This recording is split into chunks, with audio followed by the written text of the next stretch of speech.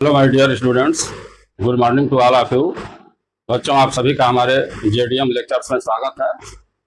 मैं आशा करता हूं आप सब लोग अच्छी तरह से होंगे और अपनी पढ़ाई भी नियमित रूप से कर रहे होंगे।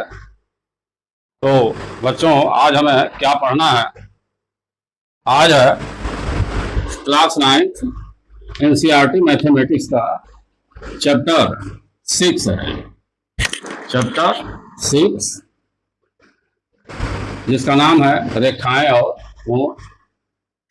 इस चैप्टर की यह 4th वीडियो है। इस वीडियो में हम लोग जो इस चैप्टर 6 के हमारे टेक्स्ट बुक में एक्सरसाइज 6.2 है, उसके प्रश्नों को हल करने से पहले जो भी मूलभूत अभिगृहितियां और प्रमेय आवश्यक हैं, उन पर प्रकाश डालेंगे ताकि उस एक्सरसाइज के प्रश्नों को हल करने में किसी प्रकार की कोई दिक्कत ना आए। तो सबसे पहले हम ये आप लोगों को समझाना चाहेंगे कि ये जो हमारी ये दो अभिगृहितियां हैं, अभिगृहित 6.3 और अभिगृहित 6.4, और इसके बाद यह 5 प्रमेय हैं। प्रमेय 6.2, प्रमेय 6.3, प्रमेय 6.4, प्रमेय 6.5 और प्रमेय 6.6। इन सभी में हमें 3 प्रकार के कोणों के नाम आएंगे। तो वे 3 नाम क्या हैं और कैसे हम उनकी पहचान करेंगे, इसके लिए हम ये देखते हैं बच्चों कि जब भी कोई दो समांतर रेखाएं हों और इनको कोई तिर्यक रेखा काटती है, दो समांतर रेखाओं को कोई तिर्यक रेखा काटती है, तो ये हमारे सामने 3 प्रकार के कोणों के नाम आते हैं। पहला नाम होता है संगत कोण, दूसरा होता है एकांतर अंतःकोण, और तीसरा नाम होता है तिर्यक रेखा के एक ही ओर के अंतःकोण। तो बारी बारी से हम इन तीनों कोणों की पहचान करें।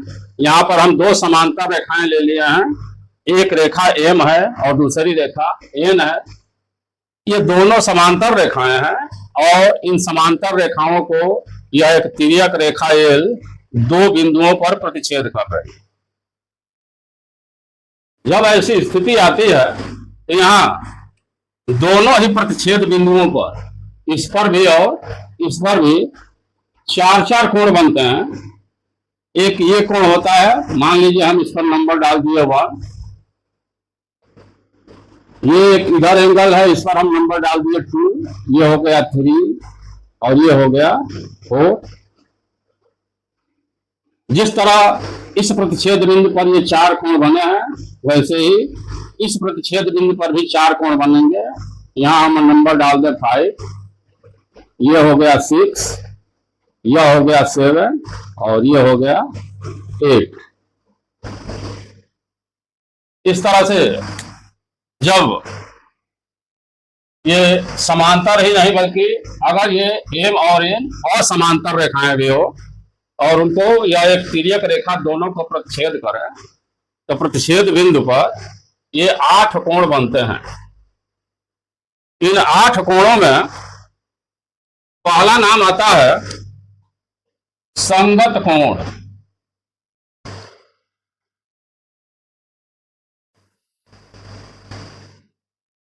संगत कोण। दूसरा नाम आता है, अच्छा चलिए तो बाद में लिखा जाएगा, पहले संगत कोण को समझा जाए। तो जो संगत कोण नाम आता है बच्चों, इसमें तो कोई भी कोण ले लिया जाए और उसकी स्थिति पर विचार करें। हम स्थिति पर विचार करने का मतलब कि मान लो थोड़े समय के लिए कि हम एंगल 1 की बात अगर करते हैं, तो इस एंगल 1 को हम ये देखें कि यह इन समांतर रेखाओं में से किसी समांतर रेखा के ऊपर है अथवा नीचे है। पहले तो हमको ये आइडेंटिफाई करना है कि वह कोण समांतर रेखा के ऊपर है अथवा नीचे है, क्योंकि ये 2 ही स्थितियां पॉसिबल है। और दूसरी उस सिचुएशन पर हम कंसीडर करें कि दिया हुआ कोण इस तिर्यक रेखा के दाहिने है कि बाएं है, समांतर रेखा से ऊपर है अथवा नीचे है, ये दो पॉसिबिलिटीज बनती हैं। और एक ये बनता है कि वह कोण तिर्यक रेखा के दाईं ओर है अथवा बाईं ओर है। तो यहाँ अगर हम एंगल 1 की बात करते हैं तो हम देख रहे हैं कि यह इस रेखा M से ऊपर है और इस तिर्यक रेखा के दाहिनी ओर है। अगर ये दो पहचान है इस कोण के, तो और भी ये जितने हमारे पास 8 कोण दिखाई दे रहे हैं, उनमें से और भी अगर कोण इस तरह का हो जो समांतर रेखा में से किसी रेखा के ऊपर हो और तिर्यक रेखा के दाहिनी ओर हो, यानी जो स्थिति इस एंगल 1 की है वही स्थिति उस कोण की भी मिले, तो ऐसे कोण संगत कोण कहलाते हैं। तो देखने से यह लग रहा है कि यहां पर जो एंगल 5 है, यह एंगल 5 इस रेखा से ऊपर है और इस तिर्यक रेखा के दाईं ओर है। सेम जो स्थिति एंगल 1 की है वही स्थिति एंगल 5 की है। तो एंगल 1 और एंगल 5 ये हमारे संगत कोण कहलाएंगे, एंगल 1 व एंगल 5। और भी संगत कोणों के युग्म बनेंगे। अगर हम 2 पर कंसीडर करें तो यह तिर्यक रेखा के ऊपर है, इस समांतर रेखा के ऊपर है और तिर्यक रेखा के बाईं ओर है। यहाँ पर जो एंगल 6 है यह भी इस रेखा से ऊपर है और तिर्यक रेखा से बाईं ओर है। यह 2 और 6 भी, एंगल 2 व एंगल 6 ये भी संगत कोण कहलाएंगे। 3 पर विचार किया जाए, एंगल 3 जो है इस रेखा से नीचे है और इस तिर्यक रेखा के बाईं ओर है। यहाँ पर जो एंगल 7 है इस रेखा से नीचे है और तिर्यक रेखा से बाईं ओर है। तो 3 और 7, एंगल 3 व एंगल 7 ये भी संगत कोण होंगे। 4 को देखा जाए, 4 की स्थिति है कि इस रेखा से नीचे है और तिर्यक रेखा के दाहिनी ओर है। यह 8 इस रेखा से नीचे है और इस तिर्यक रेखा के दाहिनी ओर है। तो 4 और 8, एंगल 4 व एंगल 8, मतलब यहां अगर इन दो रेखाओं को अगर कोई तिर्यक रेखा प्रतिच्छेद कर रही है तो हमें संगत कोणों के 4 युग्म मिल रहे हैं, एंगल 1 व एंगल 5, एंगल 2 व एंगल 6, एंगल 3 व एंगल 7, एंगल 4 व एंगल 8। तो अब हमें उम्मीद है कि संगत कोण समझ में आ गया होगा। दूसरा जो नाम आता है बच्चों, वो नाम आता है एकांतर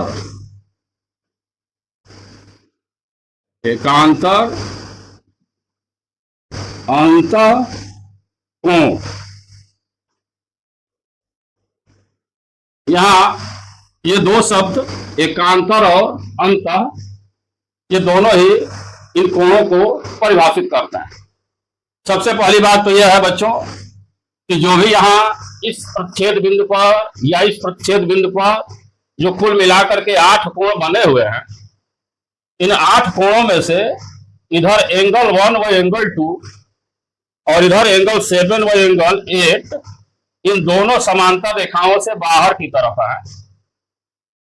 अगर ये दोनों 1 व 2 तथा 7 व 8 इन दोनों समांतर रेखाओं से बाहर हो गए तो इन दोनों के अंदर बनने वाले कोण हैं 3, 4, 5 और 6।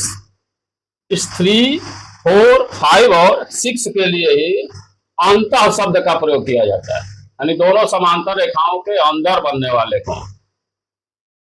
तो एकांतर अंतः कोण में सिर्फ हमें इन 4 कोणों पर ही कंसीडर करना है, विचार करना है, क्योंकि यही हमारे अंतः कोण है। अब इसमें हमें देखना है कि एकांतर यानी एक का अंतर होना चाहिए। अगर हम एंगल 3 को पॉइंट करते हैं और अगर एंगल 3 से इस डायरेक्शन में चले अथवा इस डायरेक्शन में चले, अगर हम इस डायरेक्शन में चलते हैं तो हम पाएंगे 3, 4, 5, 6। तो इस डायरेक्शन में चलते समय 3 के बाद एक कोण को छोड़ दें, क्योंकि यहां पर लिखा हुआ है एकांतर, यानी 3 से अगर हम इस डायरेक्शन में चलते हैं तो 3 के बाद 4 को छोड़ दें, और 4 के बाद जो एंगल आएगा ये एकांतर कोण कहलाएंगे। और क्योंकि दोनों समांतर रेखाओं के अंदर हैं, इसलिए एकांतर के साथ साथ इनको हम अंतः शब्द का भी प्रयोग करके नाम रखेंगे एकांतर अंतः कोण। अगर हम 3 को लेकर के इस डायरेक्शन में चलना शुरू करते हैं तो 3 के बाद यह 6 छूट जाएगा, फिर हमको 5 भी मिलेगा। यहाँ पर एकांतर अंतः कोणों के 2 युग्म प्राप्त होते हैं। एक होगा एंगल 3 व एंगल 5 तथा दूसरा जो मिल रहा है एकांतर अंतः कोणों का एंगल 4 व एंगल 6। ये 2 कोणों से परिचित हो चुके हैं आप लोग। संगत कोण किसको कहेंगे, एकांतर अंतः कोण किसको कहेंगे। तीसरा नाम जो आता है बच्चों, वह आता है जिसको हम कहते हैं तिर्यक रेखा के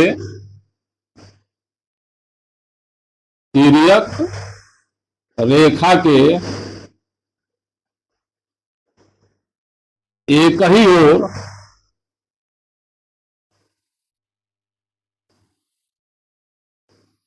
के अंतः कोण।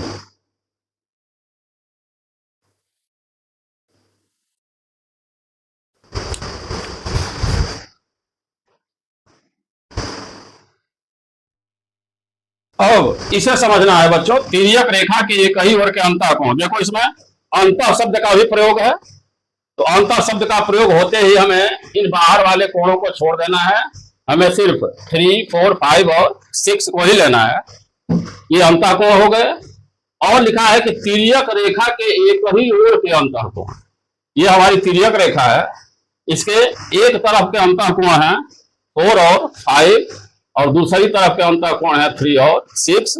तो इस तरह से तिर्यक रेखा के एक ही ओर के अंतः कोणों का युग्म बना एंगल 3 व एंगल 6 और दूसरा युग्म बन रहा है एंगल 4 व एंगल 5। ये 3 तरह के कोणों के जो नाम आ रहे हैं, संगत कोण, एकांतर अंतः कोण और तिर्यक रेखा के एक ही ओर के अंतः कोण, इनको पहचानना मस्ट है बच्चों। क्योंकि जो भी यहाँ पर अभिगृहित और प्रमेय आपको दिख रहा है, उनमें इन्हीं नामों का बार बार उल्लेख होगा और इन्हीं 3 प्रकार के कोणों से संबंधित ये सभी अभिगृहितियां और प्रमेय हैं। तो हमें उम्मीद है कि ये 3 प्रकार के कोणों से आप लोगों को परिचय हो गया होगा और इसे आप लोग समझ गए होंगे। और इतना होने के बाद हम अपने अभिगृहितियों की तरफ मुड़े। पहली हमारी अभिगृहित है इस चैप्टर के लिए, यहाँ चैप्टर नहीं बल्कि इस वीडियो के लिए, कि अभिगृहित 6.3। अभिगृहित 6.3 को हम लोग संगत कोण अभिगृहित भी कहते हैं।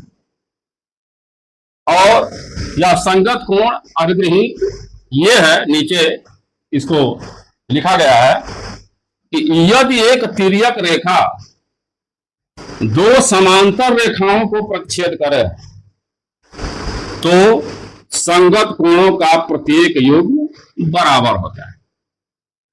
यहां ये देखो बच्चों, अंग्रेजी में इस तरह के सेंटेंस को हम लोग कंडीशनल सेंटेंस कहते हैं। यहां यदि से जो शुरू हुआ है, यदि एक तिर्यक रेखा 2 समांतर रेखाओं को प्रतिच्छेद करे, इतना तक जो है ये हमारे अभिगृहित की शर्त है। और तो के बाद जो लिखा हुआ है, यह इस शर्त के पूरा होने के बाद मिलने वाला ये परिणाम है। तो ये कहा जा रहा है कि यदि एक तिर्यक रेखा 2 समांतर रेखाओं को प्रतिच्छेद करे, वैसे तो अभी अभी हम ये बताया कि ये संगत कोण, एकांतर अंतःकोण और तिर्यक रेखा के एक ही ओर के अंतःकोण, चाहे ये दोनों रेखाएं समांतर हों या ये दोनों रेखाएं असमांतर हों, ये 8 कोणों का बनना मस्ट है, जरूर बनेंगे। लेकिन अब हमें उस स्थिति पर विचार करना है जब ये दोनों रेखाएं समांतर हो जाए। और यदि ये दोनों रेखाएं समांतर हो गई तो जो संगत कोणों का प्रत्येक युग्म बराबर होता है। यहाँ जो संगत कोणों के हमें 4 युग्म मिले हैं, ये 1 5 के इक्वल होगा, 2 4 के इक्वल होगा, 3 6 7 के इक्वल होगा और एंगल 4 एंगल 8 के इक्वल होगा। मतलब संगत कोणों का जो प्रत्येक युग्म है वो आपस में बराबर है। यह है हमारी अभिगृहित 6.3। अब इसी अभिगृहित को, जिसको हम संगत कोण अभिगृहित कर रहे हैं, इसका विलोम है यहाँ अभिगृहित 6.4। लिखा भी है कि संगत कोण अभिगृहित का विलोम। अब यहाँ पर देखो बच्चों, जो यह शर्त रखी गई है और यहाँ पर परिणाम हमको मिल रहा है। अगर परिणाम को शर्त बना दिया जाए और शर्त को परिणाम बना दिया जाए तो ऐसी स्थिति में हम उसको एक दूसरे का विलोम कहते हैं। तो देखो इसमें क्या लिखा हुआ है कि यदि एक तिर्यक रेखा 2 रेखाओं को इस प्रकार प्रतिच्छेद करे। यहां पहले ही समांतर रेखा कह दिया गया था कि एक तिर्यक रेखा 2 समांतर रेखाओं को प्रतिच्छेद करे। यहां पर सिर्फ 2 रेखाएं कहा जा रहा है, यह नहीं कहा जा रहा है कि वो समांतर है या असमांतर है। तो यदि एक तिर्यक रेखा 2 रेखाओं को इस प्रकार प्रतिच्छेद करे कि संगत कोणों का एक युग्म बराबर हो तो वे रेखाएं परस्पर समांतर होती हैं। कहने का मतलब यह है कि अगर ये 2 रेखाएं हमें दी गई हों और अगर इन दोनों रेखाओं को हमें समांतर प्रूव करना हो, तो अगर हम संगत कोणों के जो यहाँ पर 4 युग्म मिल रहे हैं, इन चारों में से किसी भी एक युग्म को आपस में बराबर प्रूव कर दें तो इससे यह सिद्ध हो जाता है कि वो दोनों रेखाएं आपस में समांतर है। यही इस संगत कोण अभिगृहित के विलोम का अर्थ है कि यदि एक तिर्यक रेखा 2 रेखाओं को इस प्रकार प्रतिच्छेद करे कि संगत कोणों का एक युग्म बराबर हो तो वे रेखाएं समांतर होती हैं। अगर समांतर है तब तो ये चारों युग्म ही आपस में बराबर होते हैं। लेकिन अगर हमें समांतर प्रूफ करना है तो इन चारों में से कोई एक युग्म भी अगर हम बराबर प्रूफ कर देते हैं तो वो दोनों रेखाओं को समांतर प्रूफ करने के लिए पर्याप्त होती है। यानी कहने का अर्थ यह है कि अगर 2 रेखाएं दी गई हो और हमें उनको यह सिद्ध करना हो कि सिद्ध कीजिए कि दोनों रेखाएं परस्पर समांतर हैं, तो हमें संगत कोणों के चारों युग्मों को बराबर सिद्ध करने की जरूरत नहीं है, बल्कि हम उन चारों में से किसी एक युग्म को भी बराबर सिद्ध कर देते हैं। तो इससे यह सिद्ध हो जाता है कि वो दोनों रेखाएं परस्पर समांतर हैं। अगला हमारा ये प्रमेय है, प्रमेय 6.2 कि यदि एक तिर्यक रेखा 2 समांतर रेखाओं को प्रतिच्छेद करे तो अंतर, एकांतर शब्द होना चाहिए यहां पर,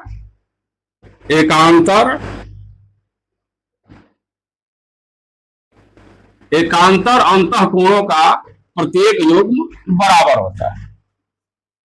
अब यहां अगर ये दोनों रेखाएं समांतर हैं और इनको यह तिर्यक रेखा प्रतिच्छेद कर रही है, तो जो यहाँ एकांतर अंतःकोणों के 2 युग्म बन रहे हैं, एंगल 3 व एंगल 5 और एंगल 4 व एंगल 6, ये एंगल 3 एंगल 5 के इक्वल होगा और एंगल 4 एंगल 6 के इक्वल होगा।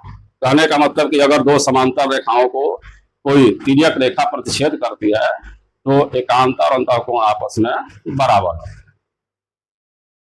फिर इस प्रमेय का भी विलोम है और फिर विलोम में वही बात आएगी कि यहाँ पर तिर्यक, यहाँ 2 समांतर रेखाएं कहा गया है, इसमें केवल 2 रेखाएं कहा जाएगा कि यदि एक तिर्यक रेखा 2 रेखाओं को इस प्रकार प्रतिच्छेद करे कि एकांतर अंतःकोणों का एक युग्म बराबर हो तो वे रेखाएं परस्पर समांतर होती हैं।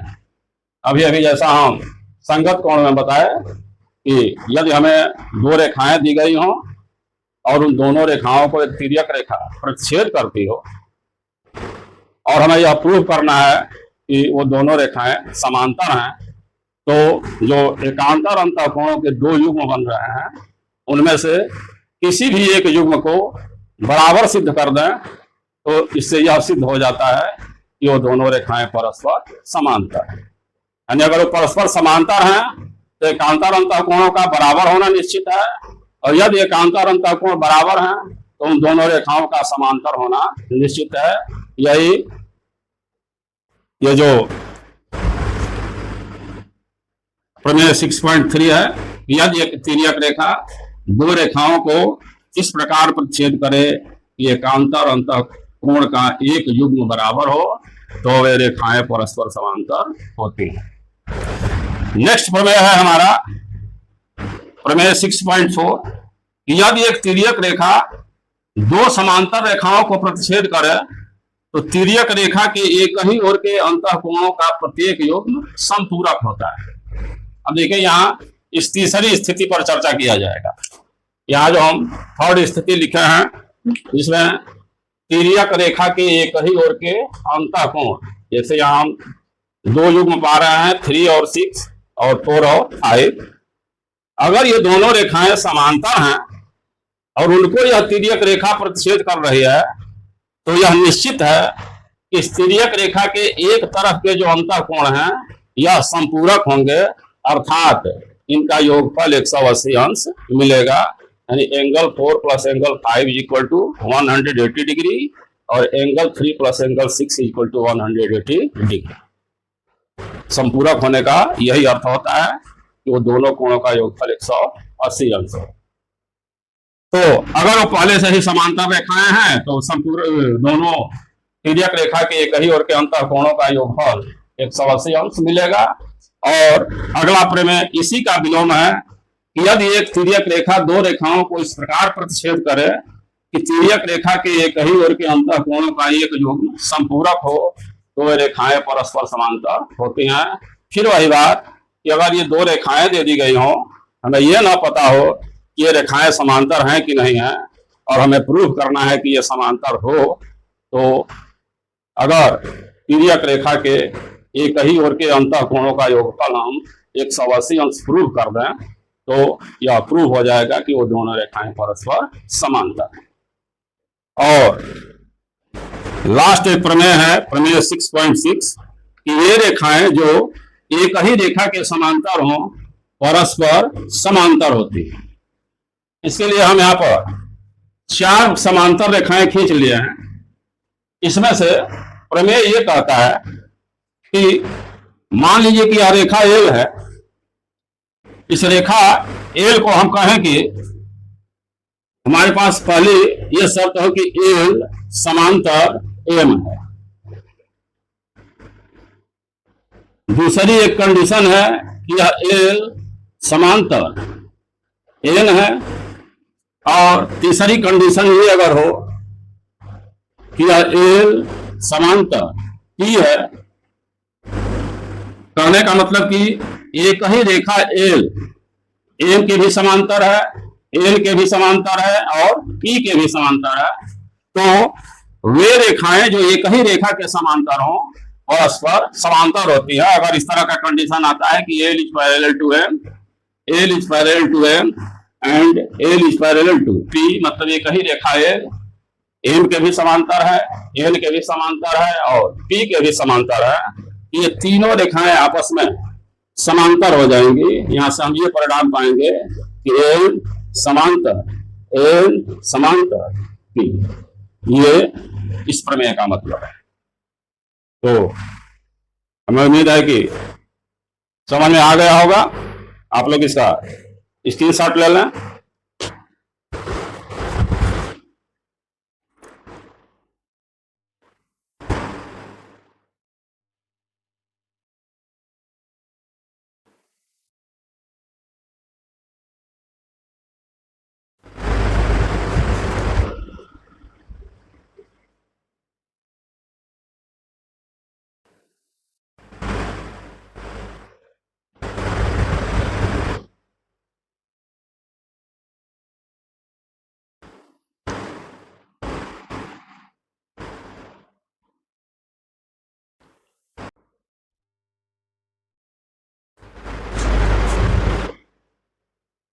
अब हम लोग बच्चों इस चैप्टर के जो एक्सरसाइज 6.2 है, जिसको समझने के लिए हम लोगों ने अभी अभी 2 अभिक्रियाएं और 6 प्रमेयों का अध्ययन किए। तो इनके आधार पर अब हम लोग अपने प्रश्नावली को हल करने का प्रयास करें। इस प्रश्नावली में क्वेश्चन फर्स्ट है, जिसमें हमें दिया है कि ए बी समांतर सी डी। यहाँ ए बी समांतर सी डी। सेकेंड दिया है सी बी समांतर ई एफ या सी बी समांतर ई एफ। और एक थर्ड चीज दिया हुआ है कि Y ratio Z equals 3 ratio 7। ये तीनों जो गिवन पॉइंट हैं, इनके आधार पर हमें एक्स का मान ज्ञात करना है। एक्स इस एंगल का मान है, इसी एंगल पर एक्स लिखा हुआ है, तो हमें इसी एंगल का मान प्राप्त करना है।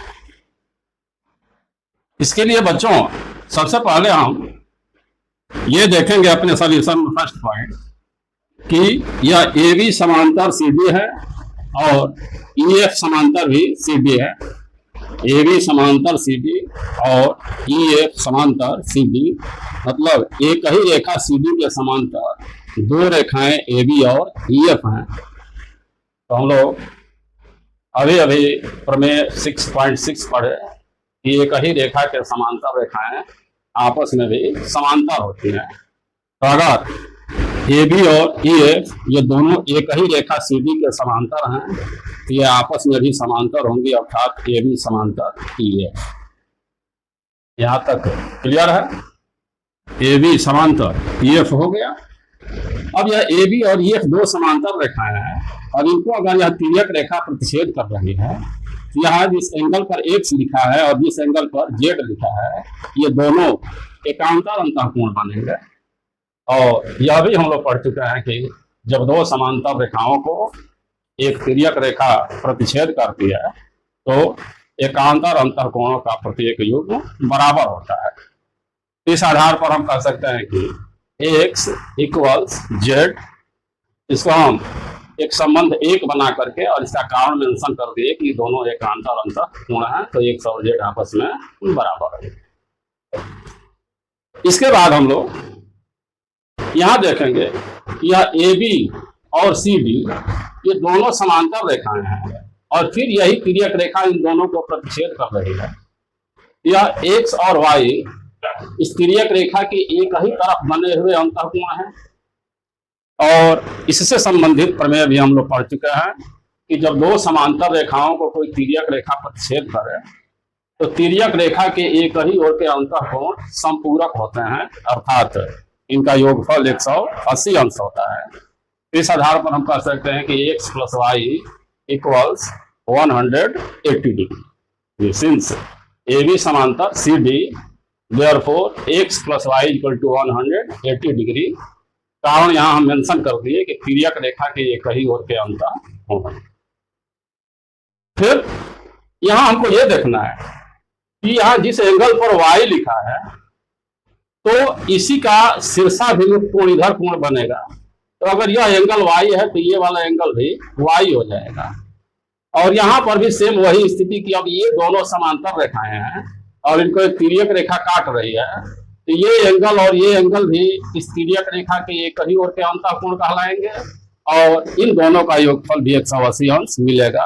तो अगर ये y है, तो यह भी y हो गया। यहां से हम पाएंगे कि y plus Z equals 180 degree. यहाँ एक संबंध मिला कि y plus Z equals 180 degree.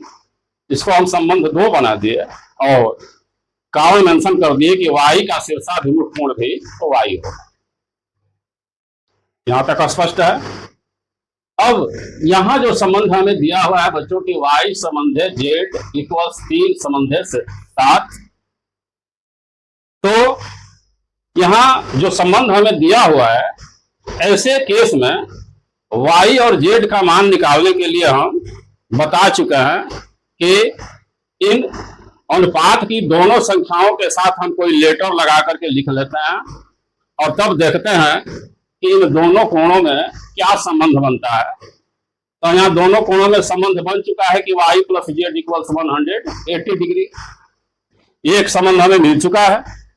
अब अगर हम मान लेते हैं कि y का वैल्यू 3k है और इस z का वैल्यू 7k है, तो इस y plus Z equal to 180 degree यानी जो हमारा संबंध 2 है, इस संबंध 2 के आधार पर हम लिख सकते हैं कि समीकरण 2 से कि 3k plus 7k equals 180 degree. ये दोनों ऐड करने पर 10k इक्वल्स 180 मिलेगा और यहां से हमको k का वैल्यू 18 मिलेगा। अगर k का वैल्यू 18 मिल गया तो यहां से हम y का वैल्यू भी आप 10 कर सकते हैं, z का वैल्यू भी आप 10 कर सकते हैं, लेकिन y के वैल्यू का कोई यूज नहीं है, हमें z के वैल्यू को ही यूज करना है। तो हम z का वैल्यू यहां से निकालेंगे, 7 प्लस 18 इक्वल्स 126 डिग्री। z का वैल्यू मिल गया 126 डिग्री। यहाँ हम संबंध 1 में पा चुके हैं कि यह z x के इक्वल है। तो अगर z का वैल्यू 126 डिग्री मिला तो x का वैल्यू भी हमें 126 डिग्री मिलेगा। यहाँ हम लिख दिए हैं समीकरण 1 से, और यही इस क्वेश्चन का आंसर हो जाएगा। हमें उम्मीद है कि यह प्रश्न समझ में आया होगा। इसके बाद हमारा जो क्वेश्चन सेकंड है, इसमें जो गिवन पॉइंट्स हैं, यहां भी 3 पॉइंट्स गिवन हैं। फर्स्ट तो यह है कि ए बी समांतर सी डी, यहाँ ए बी है और यहाँ पे सी डी है, ये दोनों एक दूसरे के समांतर हैं।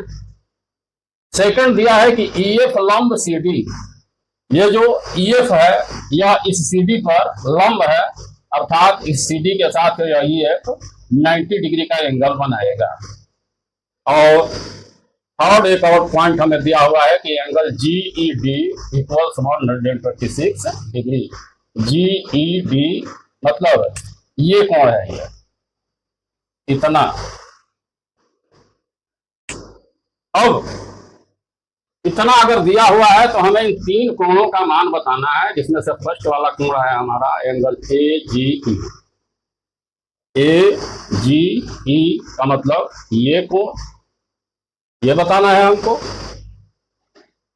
अब अगर इस कोण का मान बताना है, ए जी ई यही कोण है, तो अगर ध्यान से देखा जाए तो ए बी और सी डी 2 समांतर रेखाएं हैं और ई जी इनको तिर्यक रेखा के रूप में काट रही है। तो ये कोण और ये कोण दोनों ही एकांतर अंतःकोण होंगे, और जब एकांतर अंतःकोण होंगे तो इस कोण का मान अगर हमें दिया है 126 अंश, तो इसका मान भी हमें 126 अंश ही मिलेगा। यही हम यहाँ पर लिखे हैं सॉल्यूशन में कि चूंकि ए बी समांतर सी डी, ए बी समांतर सी डी और जीई एक तिर्यक रेखा है, इसलिए एंगल ए जी ई मतलब ये कोण इक्वल्स एंगल जीई डी यानी ये कोण दोनों बराबर होंगे। और कारण यह है कि दोनों एकांतर कोण हैं। और जब दोनों एकांतर कोण है बराबर हो गए, तो इसमें से अगर इसका मान 126 अंश है तो इसका मान भी 126 अंश मिलेगा। तो यहां से हमको एंगल ए जी ई का मान 126 अंश मिला, क्योंकि यहाँ चूंकि एंगल जीई डी यानी इस कोण का मान 126 अंश हमें दिया हुआ है। तो जो हमारे ज्ञात करने वाले में 3 एंगल हैं, उसमें से एक एंगल का मान हमको मिल गया 126 डिग्री। अब हमारा ये सेकंड जो एंगल है एंगल जी ई एफ, देखने से लग रहा है कि यह इतने भर कोण का मान हमसे पूछा जा रहा है, ये जो है। और अभी अभी हम ये देख रहे हैं कि यहां से यहां तक इस पूरे कोण का मान 126 अंश है। ये वाला यहां से यहां तक जो कोण ये बन रहा है यह 90 अंश है। तो इतने भर कोण का मान निकालने के लिए अगर हम 126 डिग्री में से इस 90 डिग्री को माइनस कर देते हैं तो ये वाला कोण हमको मिल जाएगा, जिसका नाम होगा एंगल जी ई एफ। इसलिए यहां हम लिखा है कि therefore angle G E F equals 126 degree minus 90 degree equal 36 degree. यह कोण हमको 36 डिग्री मिल गया। यहां तक बात समझ में आ गई। अब जो थर्ड एंगल है FGE, FGE इसका मतलब कि हमें इस कोण का मान बताना है। इस कोण के मान बताने के लिए हमारे पास दो ऑप्शन है। एक तो यह एक त्रिभुज है जिसमें ये कोण अभी अभी हम पता किए 36 डिग्री, और ये जब रेखा लंब है तो यहाँ 90 डिग्री का एंगल बनेगा, और एक त्रिभुज के तीनों कोण 180 अंश होते हैं। तो अगर हम 180 अंश में से इस 36 अंश को और इस 90 अंश को दोनों को ऐड करके माइनस कर देते हैं तो ये कोण हमको मिलेगा। और एक दूसरा भी इससे इजी मेथड है कि यहाँ पर ये दो आसन्न कोण बन रहे हैं और इन दोनों आसन्न कोणों का योगफल 180 अंश होगा। इस 180 अंश में से इस कोण का मान हमको 126 अंश मिल चुका है। तो अगर हम 180 में से इस AGE यानी 126 अंश को माइनस कर देते हैं तो भी हमें इस कोण का मान मिल जाएगा। यहाँ हम पाएंगे कि angle FGE equals 180 degree minus 126 degree equals 54 degree. इस तरह से ये जो तीनों कोणों के मान हमें निकालने हैं, इनके मान एक का मिल गया 126 डिग्री, दूसरे का मिला 36 डिग्री और तीसरे का मिला 54 डिग्री। ये इस क्वेश्चन का आंसर हो गया। तो हमें उम्मीद है कि ये दोनों ही क्वेश्चन आप लोगों को समझ में आ गए होंगे। तो इसका स्क्रीनशॉट ले लें आप लोग एक्सरसाइज का, जिसमें हमें ज्ञात है कि PQ समांतर ST, ये एक रेखा PQ है और यहाँ एक रेखा ST है, ये दोनों समांतर हैं। Angle PQR equals 110 degree. ये PQR है यहाँ पर जिसका मान है 110 डिग्री, और एक एंगल RST है, यह है RST जिसका वैल्यू है 130 डिग्री। तो हमें ज्ञात करना है एंगल QRS का मान। QRS मतलब हमें इस कोण का मान पता करना है। इसके लिए बच्चों हम एक रचना करेंगे। किसी किसी प्रश्न में आवश्यक होता है तो हम अपनी ओर से कुछ रचना भी कर लेते हैं। यहाँ हम इस बिंदु R से होती हुई इस ST के समांतर एक रेखा RM खींच लिए, यानी RM समांतर ST हम ऐसा खींचे जो इस बिंदु R से होकर पास हो रही है। ऐसा हमने रचना कर लिया कि बिंदु R से जाती हुई ST समांतर RM खींचा। अब यहां हम अपना सॉल्यूशन शुरू करेंगे। पिछले प्रश्न की तरह है। यहाँ पर हमारे प्रश्न में दिया है कि PQ समांतर ST, चूंकि PQ समांतर ST और इस ST के समांतर हमने RM खींच लिया तो ST समांतर RM हो गया। फिर यहाँ पर एक ही रेखा ST है, इस ST के समांतर PQ भी है और इसी ST के समांतर RM भी है। तो अपने प्रमेय 6.6 के अनुसार हम इस PQ और RM को भी समांतर प्रूव कर सकते हैं। यानी PQ समांतर RM हो गया, ये हमारा PQ हो गया और ये RM हो गया। अब इन दोनों समांतर रेखाओं को एक तिर्यक रेखा QR प्रतिच्छेद कर रही है। नहीं, अभी इस पॉइंट पर ना ध्यान दिया जाए, केवल यह देखा जाए कि यह ST समांतर PQ समांतर RM, PQ समांतर RM मिल गया। अब यहां हम देखें कि यह ST और RM अगर समांतर हैं और यह SR एक तिर्यक रेखा है, यह 130 अंश वाला कोण और यहाँ बनने वाला कोण जिसका नाम होगा SRM, ये दोनों तिर्यक रेखा के एक ही ओर के अंतर कोण होंगे जो कि संपूरक होंगे, यानी SRM प्लस 130 अंश बराबर 180 अंश। एंगल SRM प्लस 130 अंश इज इक्वल टू 180 अंश। ये दोनों कोण संपूरक हो गए। अब इसमें से हम इस कोण का मान आसानी से निकाल सकते हैं। हम 130 अंश को उधर पक्षांतर कर देंगे। यहाँ हम कारण नीचे लिख दिए हैं कि तिर्यक रेखा के एक ही ओर के अंतर कोण। अगर हम इस 130 अंश को उधर पक्षांतर करते हैं तो एंगल एस आर एम का मान हमको मिलेगा 50 डिग्री, यानी ये एंगल हमको मिल गया 50 डिग्री। अब हमें ये देखना है कि चूंकि यह पी क्यू और आर एम भी समांतर हैं और इनको एक तिर्यक रेखा क्यू आर काट रही है, यहां लिखा भी गया है कि पुनः चूंकि पी क्यू समांतर आर एम, पी क्यू समांतर आर एम और तिर्यक रेखा यहाँ क्यू आर होना चाहिए। तिर्यक रेखा यहाँ छूट गया है, रेखा का नाम तिर्यक रेखा क्यू आर इन्हें काटती है।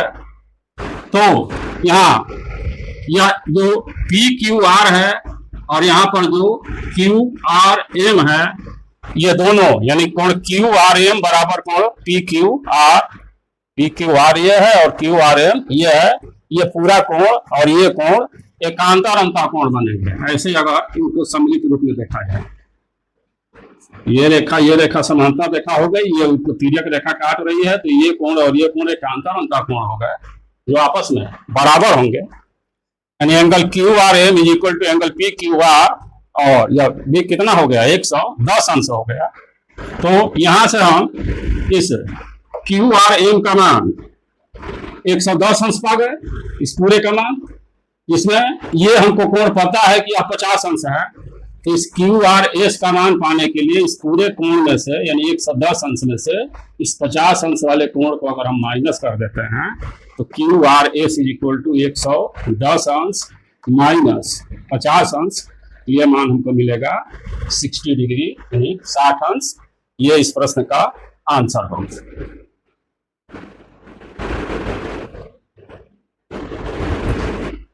हमारा क्वेश्चन 4 है, जिसमें कुछ इस तरह का फिगर दिया हुआ है। इसमें हमारे ज्ञात पॉइंट हैं ए बी समांतर सी डी, या ए बी और सी डी दो समांतर रेखाएं हैं। Angle A P Q is equal to 50 degree, A P Q इसका मान 50 डिग्री दिया हुआ है। और एंगल पी आर डी यहाँ जो यह कोण है इसका मान हमें 127 डिग्री दिया हुआ है। इन दो कोणों पर x और y लिखा हुआ है, तो हमें इस x और y का मान ही ज्ञात करना है। तो बहुत ही सिंपल सा चीज है। सबसे पहले हम लोग ये दो समांतर रेखा देखें कि ए बी समांतर सी डी यहाँ लिखे भी हैं, और पी क्यू एक तिर्यक रेखा है। यह ए बी और सी डी समांतर रेखाएं हो गई और पी क्यू एक तिर्यक रेखा हो गई। तो यहाँ जिस कोण पर 50 अंश लिखा है और यहाँ इधर जिस कोण पर x लिखा हुआ है, ये दोनों एकांतर अंतर कोण बनेंगे। तो अगर ये 50 अंश है तो x का मान भी 50 अंश होगा। यहाँ हम लिखा है कि चूंकि इसलिए angle A P Q equals angle P Q R एकांतर अंतर कोण है, इसलिए x का मान हमको मिला 50 डिग्री। एक मान हमें मिल गया। अब हमें y का मान बताना है, तो फिर हम इसी कंसेप्ट का सहारा लेंगे कि पुनः ए बी समांतर सी डी, यही दोनों समांतर रेखाएं हैं। और अब की बार हमारी तिर्यक रेखा पी आर हो गई। पुनः ए बी समांतर सी डी और पी आर एक तिर्यक रेखा है। अगर ये तिर्यक रेखा है तो ये कोण और इधर 50 अंश और जो y लिखा है, ये दोनों मिल करके यह कोण और यह कोण एकांतर अंतर कोण होंगे। यानी इसलिए एंगल ए पी आर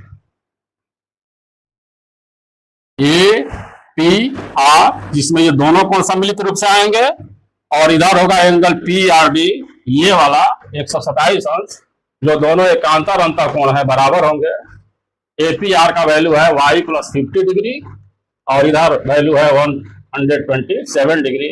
यहाँ से हम y को रख करके अगर 50 डिग्री को इधर पक्षांतर करते हैं तो माइनस हो जाएगा, और एट लास्ट हमको y का वैल्यू मिलेगा 77 डिग्री। ये इस क्वेश्चन का आंसर है। तो हमें उम्मीद है कि यह क्वेश्चन भी समझ में आया होगा। इसका भी आप लोग स्क्रीनशॉट ले लें। आज का क्वेश्चन 5 है बच्चों, जिसमें ज्ञात में हमें दिया गया है कि पी क्यू और आर एस दो समतल दर्पण हैं जो एक दूसरे के समांतर हैं। यह एक समतल दर्पण पी क्यू है, यहाँ एक समतल दर्पण आर एस है जो दोनों एक दूसरे के समांतर हैं। फिर कहा जा रहा है कि आपतित किरण ए बी दर्पण पी क्यू से बी पर टकराती है। ये आपतित किरण ए बी है जो इस दर्पण पी क्यू के बिंदु बी से टकराती है। परावर्तित किरण बीसी, अब यहां टकराने के बाद जो परावर्तित किरण बीसी है यह इस दर्पण आर एस के बिंदु सी पर टकराती है और यहां से सी पर टकराने के बाद यह सी डी दिशा में परावर्तित हो जाती है। ये सिचुएशन हमको दिया हुआ है, हमें सिद्ध करना है कि ए बी समांतर सी डी, मतलब जो यह प्रारंभिक हमारी आपतित किरण है और जो इस दर्पण से टकरा करके परावर्तित होने वाली किरण सी डी है, ये दोनों एक दूसरे के समांतर हैं। ये हमें प्रूव करना है। तो चूंकि यह समतल दर्पण से संबंधित प्रश्न है, इसमें परावर्तन के नियमों का पालन होगा, इसलिए हमने रचना किया कि दोनों दर्पणों के बिंदुओं बी तथा सी पर अभिलंब खींचा। इस दर्पण के बिंदु बी पर हम अभिलंब खींच लिए बी एम और इस दर्पण के बिंदु सी पर अभिलंब खींच लिए सी एम। अब चूंकि यह किरण ए बी इस दर्पण पी क्यू के लिए आपतित किरण है और यह बी सी परावर्तित किरण है और यह आपतन बिंदु बी पर खींचा गया अभिलंब है, तो हम लोग जानते हैं कि परावर्तन के नियमानुसार आपतन कोण और परावर्तन कोण आपस में बराबर होते हैं। तो अगर हम इस आपतन कोण को 1 से डिनोट करें और परावर्तन कोण को 2 से डिनोट करें, यहां से हम पाएंगे कि एंगल 1 इक्वल्स एंगल 2। यहाँ फिर से देख लो, चूंकि दर्पण PQ के लिए, इस ऊपर वाले दर्पण के लिए ए बी आपतित किरण है तथा बी सी परावर्तित किरण है, इसलिए आपतन कोण बराबर परावर्तन कोण से यहां हमको मिला एंगल 1 इक्वल्स एंगल 2। इसको हम एक संबंध बना करके छोड़ दिए। फिर अब ये जो दर्पण आर एस है, यह जो दर्पण PQ के लिए जो परावर्तित किरण BC है, यही परावर्तित किरण इस दर्पण आर एस के लिए आपतित किरण कहलाएगी और इस दर्पण के लिए सी डी परावर्तित किरण कहलाएगी। तो अब यहाँ दर्पण आर एस के लिए यह BC आपतित किरण है और सी डी परावर्तित किरण है। तो इसी प्रकार दर्पण आर एस के लिए BC आपतित किरण तथा सी डी परावर्तित किरण है, इसलिए आपतन कोण बराबर परावर्तन कोण से यहाँ इसको हम एंगल 3 और इसको एंगल 4 लिख दिए। यहां से हमको मिलेगा एंगल 3 इक्वल्स एंगल 4। ये हमारा संबंध दूसरा हो। अब तीसरे स्टेज पर बच्चों हमें यह सोचना है कि ये दोनों ही दर्पण एक दूसरे के समांतर हैं। यह अभिलंब इस पर खींचा गया है और यह अभिलंब इस पर खींचा गया है। अगर हम इसको सीधे यहाँ मिला दें तो यहाँ भी आकर के यह 90 डिग्री का एंगल बनाएगा, इस दर्पण के साथ भी 90 अंश का कोण बनाएगा। यही स्थिति इस अभिलंब के साथ भी होगी कि यहाँ भी 90 अंश का कोण बन रहा है और ऊपर अगर मिला दे तो यहाँ भी 90 अंश का कोण बनेगा। तो इस तरह से हम ये पाएंगे कि जो हमारा यह अभिलंब BM है और यहाँ जो अभिलंब CN है, ये दोनों एक दूसरे के समांतर होंगे। और जब ये दोनों एक दूसरे के समांतर होंगे तो ये जो BC किरण है, इन दोनों समांतर अभिलंबों को तिर्यक रेखा के रूप में काट रही है। यहाँ से हम पाएंगे कि यह 2 और 3 एकांतर अंतःकोण है, यानी angle 2 is equal to angle 3, जिसका हम यहाँ पर डिटेल लिख चुके हैं कि पुनः चूंकि अभिलंब BM समांतर अभिलंब CN, दोनों अभिलंब समांतर हैं तथा BC तिर्यक रेखा है यह, इसलिए angle 2 is equal to angle 3, ये दोनों एकांतर अंतःकोण हो गए। यहाँ लिख देना चाहिए रीजन, एकांतर अंतःकोण।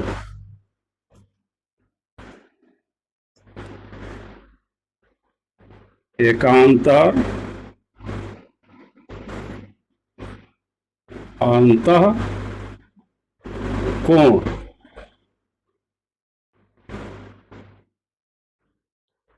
अब यहां से एंगल 2 इक्वल टू एंगल 3 मिल गया। अब हमारे पास 3 संबंध हो गए बच्चों। एक संबंध है कि angle 1 equals angle 2, angle 3 equals angle 4, और फिर यहां मिल गया कि एंगल 2 इक्वल्स एंगल 3। इन तीनों संबंधों को मिला जुला करके हम इस परिणाम पर पहुंचेंगे कि एंगल 1, एंगल 2, एंगल 3 और एंगल 4 ये चारों के चारों कोण आपस में बराबर हैं। यानी हम संबंध 1, 2 और 3 से पाएंगे कि angle 1 equals angle 2 equals angle 3 equals angle 4। और इसमें से अगर हम दो दो को जोड़ दें, एक तरफ 1 और 2 को जोड़ दें और एक तरफ 3 और 4 को जोड़ दें, तो योगफल भी इक्वल मिलेगा।